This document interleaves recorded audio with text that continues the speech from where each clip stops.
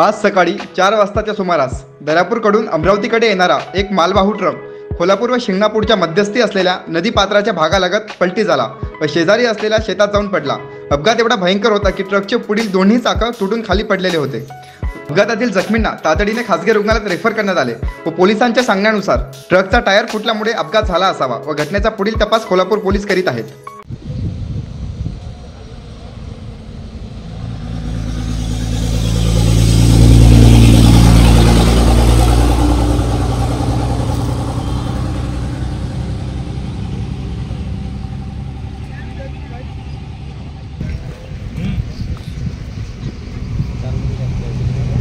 इनकी जकोले में गया थी।